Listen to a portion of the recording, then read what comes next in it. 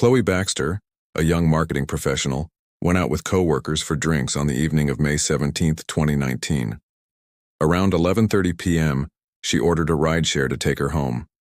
Security cameras at the bar showed her getting into a dark, gray sedan that pulled up out front. She never made it home. Her roommate, concerned the next morning when Chloe hadn't returned or answered texts, called the police. A missing person report was filed.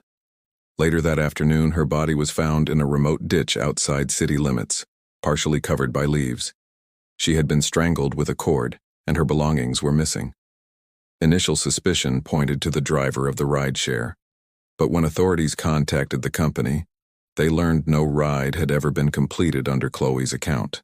Investigators began combing through surveillance footage and nearby traffic cams. A match was found. A gray Nissan Altima with a dented rear bumper picked her up.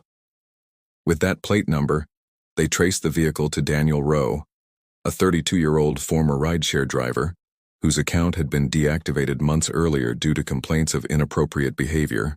Rowe had kept the rideshare stickers on his car and cruised nightlife hotspots to prey on drunk or vulnerable women. That night, he saw Chloe standing alone outside the bar and pulled up, pretending to be her driver. She got in without checking the app. Forensics found Chloe's hair and fingerprints in Rowe's trunk.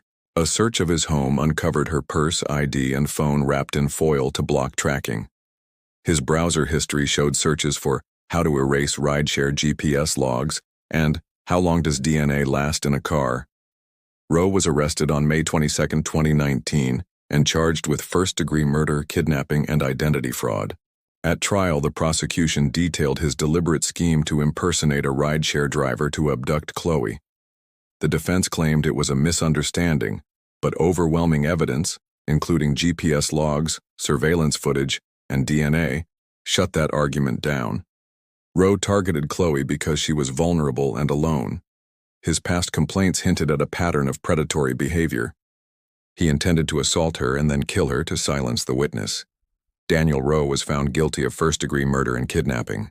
He was sentenced to life in prison without the possibility of parole in October 2020.